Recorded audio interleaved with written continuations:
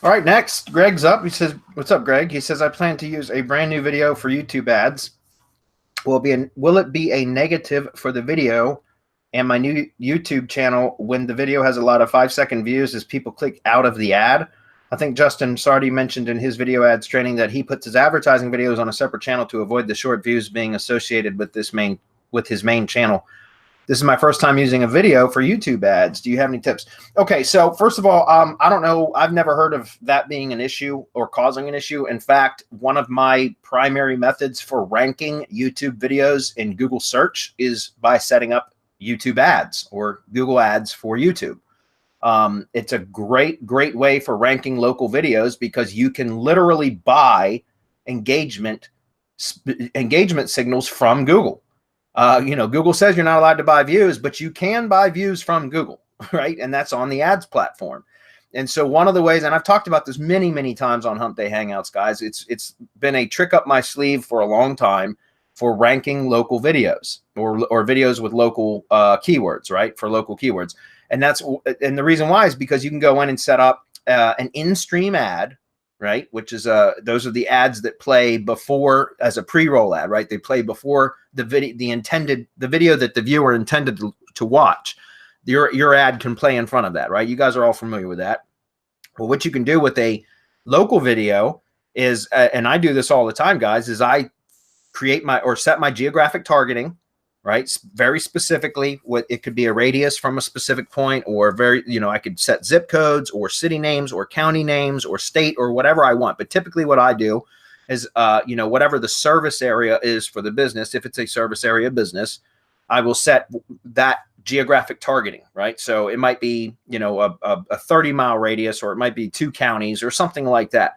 So first I set my geographic targeting, and then I set my topic targeting, or what they call audience targeting. And if you can find an in-market audience or a life event audience, and guys, this is all in YouTube ads, okay? When you're setting up an ad, it prompts you to select your audiences and your locations and all that stuff, okay?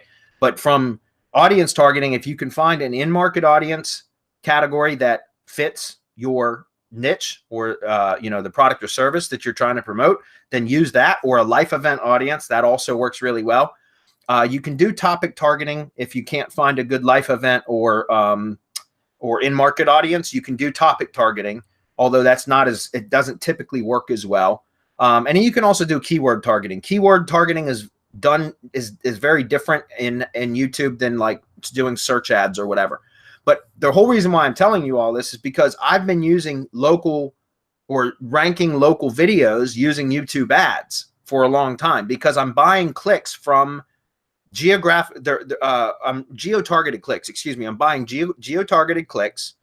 And if I get my topic or audience targeting, my audience targeting right, then those people, especially using in-market or life event audiences, as I just mentioned, those people are known to Google to be in the market or actively searching recently for those types of products and or services.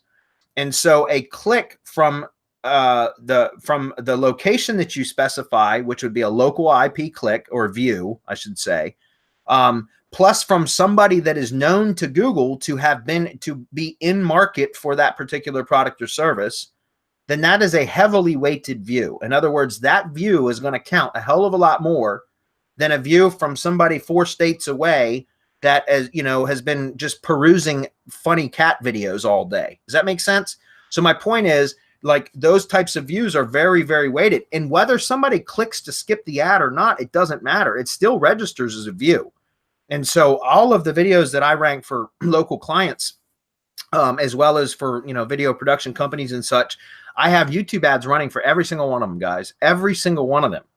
And again, the views are typically not very much, as Greg's mentioning here, like 5 seconds or so. Well, that's not necessarily true, because most of the videos that I use are the local videos that I'm doing this method with are 1 minute long videos. They're roughly a minute.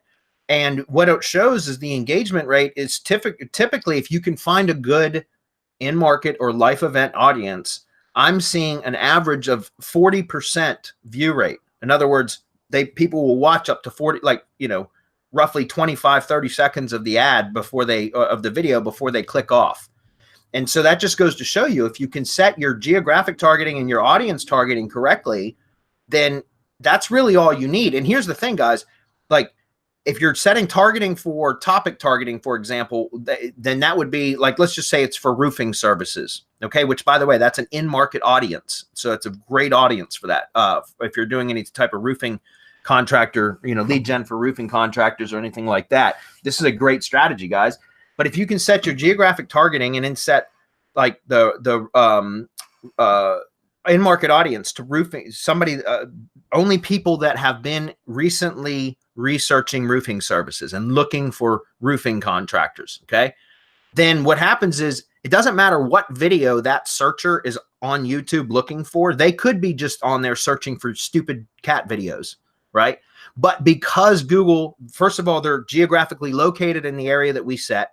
And second of all, Google knows that they have recently been searching for roofing contractors. Then my video could play in front of that stupid cat video for roofing contractors, even though it's an unrelated topic. Google already knows that searcher, that YouTube user has been in market for that, and they fit the criteria that we set within our targeting. And so that view, even if they click off of it within 5 seconds, it still registers as a view, and it's a heavily weighted view because Google knows who that person is and what their profile is about, right? They're likely to be interested in that content. So again, I have never heard of that 5-second thing being a problem, because all of the ads that I run, they just go through my standard YouTube, channel that I have connected to a ton of syndication networks and all that kind of stuff. But like I said, standard operating procedure for me is anytime I'm trying to rank a local video in Google search, I also set up ads. And again, with proper targeting, sometimes I'm only doing it for SEO purposes. Let's be very clear. I set up the ads to help rank the video. However, with proper targeting, some of those clicks you will get or views you will get from the ads will actually convert. You'll get some clicks, not many. So you're trying to get the view count up. You will get some clicks, and then out of those clicks, occasionally, if you can get your targeting very, very narrow, very tight, so that it's super relevant, some of those clicks will end up converting too. And so again, I've not heard of this 5-second thing.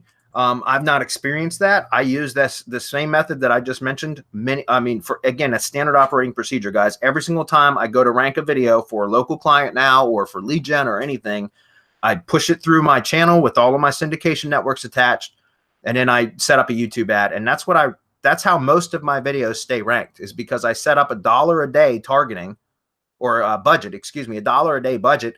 And after a couple of weeks, I actually start backing my budget down and my maximum cost per view bid until I get down to about 2 to 3 cents per view. And then I have my budget down to 50 cents per day, guys. That turns out to be $15 a month to maintain a video on the first page of Google using the ads, Google Ads Network. So again, it's Greg. If you want to follow Justin Sardi's training, I know he's great at YouTube ad stuff, and that's perfectly fine. I actually recommend him for YouTube ads training. But when it comes to SEO stuff, I don't see it being any issue, and I've not experienced that as a problem. That was a good question, though. I don't assume anybody else wants to comment on that, do you?